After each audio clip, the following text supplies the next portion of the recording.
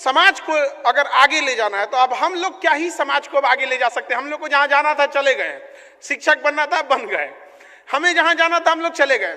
अब आगे का भविष्य आपके हाथ में है।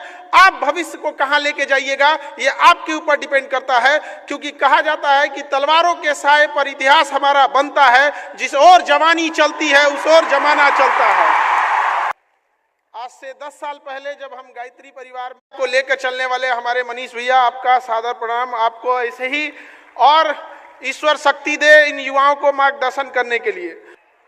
एक बार जोरदार करताल ध्वनि से हम स्वागत करते हैं। हम सबके बीच आदरणीय खान सर का शुभागमन हो गया है। अखिल विश्व गायत्री परिवार प्रांतीय युवा प्रकोष्ठ आपका हार्दिक अभिनंदन और नमन वंदन करता है। हम पूरे बिहार से आए हुए गायत्री परिवार के युवाओं की तरफ से आपका हार्दिक अभिनंदन और नमन वंदन करते हैं।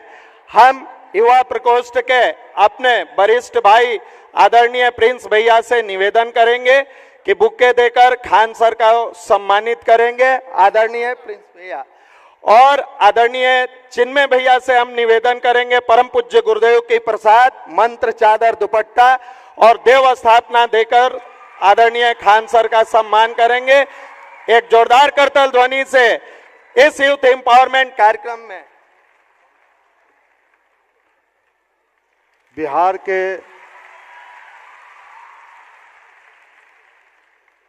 के धरती का सौभाग्य कि हमारे बीच खान सर जैसे शिक्षक, जो आज नेशनल नहीं अंतर्राष्ट्रीय स्तर पर आपकी ख्याति है, और गायत्री परिवार से आप इतना प्रेम करते हैं कि आज सर को सुबह आना था लेकिन बहुत सारे चीज के कारण सर विलंब से आए, वही बता रहे थे। और हम लोग जब भी गायत्री परिवार की ओर से सर के पर कहीं चले जाएं किसी अन्य प्रदेश में भी, और हम लोग अगर बोल देते हैं कि खान सर हमारे यहाँ के हैं, तो वहाँ का लोग आश्चर्य करता है कि खान सर आपके यहाँ के हैं।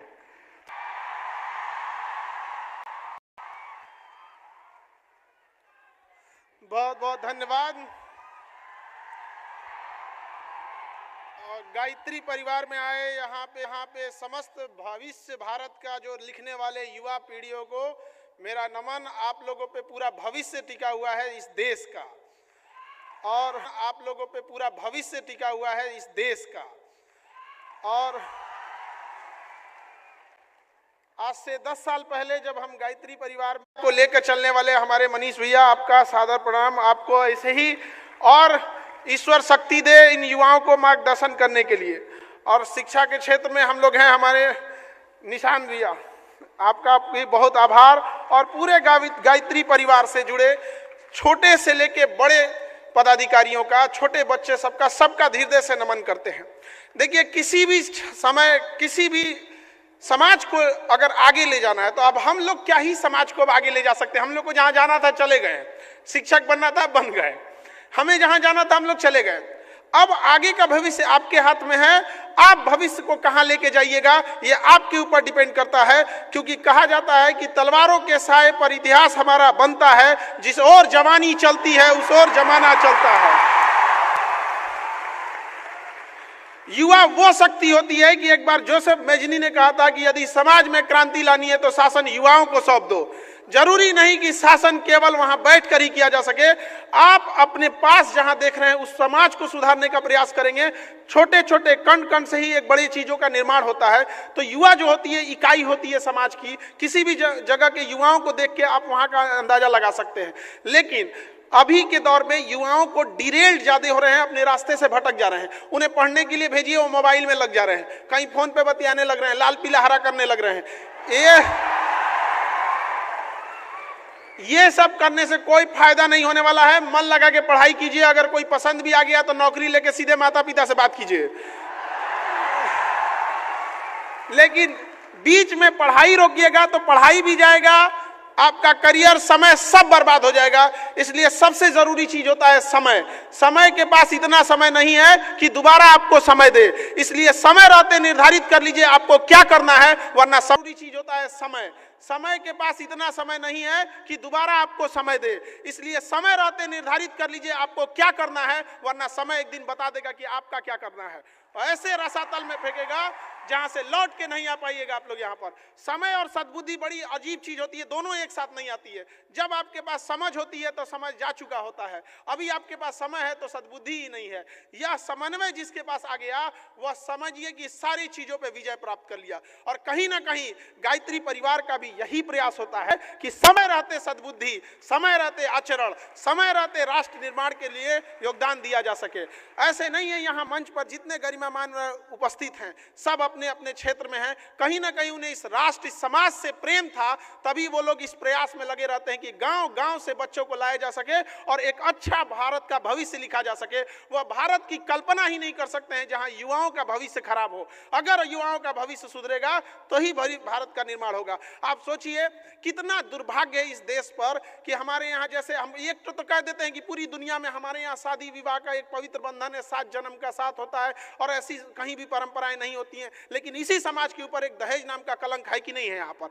तो वो किसको खत्म करना होगा? आप यंग जनरेशन जिस दिन आएंगे और ये कहेंगे कि हमें वह संस्कार मिला है, वह शिक्षा मिली है, आत्मविश्वास वह है कि हमें चाहे जितना पैसा कमाना पड़े हम नौकरी करके बिजनेस करके ईमानदारी से कमा सकते हैं, दहेज वाला भीख हमको नहीं चाहिए। यहाँ पर यह युवा का समाज होना चाहिए। यहाँ पर हमें वह समाज नहीं चाहिए जहां कोई दहेज दे, हमें वह समाज चाहिए जहां लोग दहेज दे और सामने से आके कहे कि हम नहीं लेंगे, मतलब नहीं लेंगे। यहाँ पर यह बात हम आप सबसे एक बड़े भाई होने के नाते जो यहाँ जनरेशन बैठी हुई है उससे हम ये उम्मीद लेते हैं। क्योंकि आज ही मेरे भाई का भी रिसेप्शन है तो हमने भी उससे पूछा, हमने कभी दबाव नहीं बढ़ा, हम बोले तुम्हें दहेज चाहिए तो बोलो, कहे भैया हम क्या बोलते हैं, आप सबको समाज में बोलते हैं हम यहीं ले लेंगे। हमने सोचा कि अगर वो बोले एक बार बोलता तो हम उसका भी इलाज करते हैं। ये भाई का प्रेम है, भाई का प्रेम होता है। एक बड़े भाई को छोटे भाई पे अधिकार होता है और आप जैसा करते हैं आपके छोटे भाई, आपके दोस्त, आपके सर्किल भी वैसे ही करते हैं। अगर हम सब एक इस चीज को आगे बढ़ाते लेते हैं तो काफी एक समय आएगा जब हम इस पे भी विजय प्राप्त कर लेंगे। ये एक बहुत बड़ी समस्या है। क्यों? क्योंकि दहेज का पैसा, वह पैसा महिलाओं की शिक्षा पे खर्च होना चाहिए, उन्हें अच्छी नैतिकता दी जानी चाहिए, अच्छा आचरण सिखाते, अच्छा हुनर सिखाते, कोई महिला डॉक्टर बनती, इंजीनियर बनती, प्रोफेसर बनती, वो पैसा उसको दहेज में दे दिया जाता है। अब उसको पढ़ने नहीं दीजिएगा तो कहेंगे कि इसके पास दिमागे नहीं है। पढ़ने दिया उसको, पढ़ने नहीं दिया, तो महिलाओं को भी इस चीज के लिए आगे आना पड़ेगा और वो कहना पड़ेगा कि देखिए आप दहेज नहीं लेंगे, मैं घर को स्वर्ग बना के रखूंगी, 2 बात भी सुन लेंगे, बाकी आगे का तो समझते हैं अगर लीजिएगा तो। ये दोनों हाथ से होना चाहिए और ये महिलाओं के लिए भी बहुत जरूरी है। आप अपने अधिकार हक की लड़ाई लड़िए। बाकी देखिए इस देश में आपका अपना कर्तव्य बनता है, किसान अपनी जगह पे उपजा रहा है, फौजी अपनी ड्यूटी कर रहे हैं, शिक्षक, डॉक्टर, सबका अपना अपना योगदान होता है, कोई बड़ा छोटा नहीं होता है। लेकिन हमारे समाज में क्या होता है कि हम बहुत कम तवज्जो उन किसानों को देते हैं जिनका हम 3 टाइम अन्न उगाया हुआ खाते हैं। वो बंजर जमीन से जब वो फसल उगाते हैं और जब किसानों को आत्महत्या करने की नौबत आ जाती है तो वो दिन बड़ा दुखदायी होता है इस देश के लिए, जबकि देश हमारा किसानों का ही है, गाँव का ही है। जब गाँव सुधरेगा तभी ये चीज़ें आएंगी। यहाँ पर हम लोग भी जब यहाँ पटना में संस्था में पढ़ाते थे तो देखे गांव से लोग आते थे इलाज कराने के लिए, उनको जब ब्लड वगैरह नहीं मिलता था तो कई बार हम लोग शुरुआती दौर में कि अब ये इसको कैसे ब्लड दिलाया जाए तो अपने क्लास के बच्चों को भेज देते थे, जाओ बहुआ ब्लड दे के आ जाओ यहाँ पे। कई बार हमने गायत्री परिवार से भी बच्चों को बुलाया, बाबू तो हमारे यहाँ पढ़ रहे थे, हमने बुलाया कहाँ जा रहे हो, तो सर आज हमको स्लम एरिया में पढ़ाने जाना, हमको पढ़ा के आना तो एक ब्लड दे देना। वहाँ आने के बाद उसने ब्लड तक दिया। यहाँ पर हमने बहुत लोगों को ऐसा किया यहाँ पर। उससे अब धीरे धीरे करते करते अनऑर्गेनाइज था, तो हमने सोचा एक काम करते हैं हम ब्लड बैंक ही बना देते हैं यहाँ पर। तो अभी बहुत महीना अब आने वाला है तो हमारी संस्कृति के अनुसार शायद उसमें कोई बड़ा काम नहीं करते हैं, तो हम सब चीज़ लेके चलना चाहिए यहाँ पर। तो ऐसा नहीं कि आप आगे बढ़ जाए तो अपने संस्कृति को ही भुला दें। यहाँ पर अपनी संस्कृति को भी संभाल के रखना है, ये हमारा कर्तव्य भी है। और आजकल के जो कुछ सेलिब्रिटी टाइप के हो गए हैं ये पश्चिमी संस्कृति को अपना लिए हैं और कहते हैं ये मॉडर्न है। गलत है, वो पश्चिमी है, मॉडर्न नहीं है। ये कौन बात होता है तुम हाफ पैंट पे उघारे घूमेगा कहेगा कि मॉडर्न है, ये कोई बात है?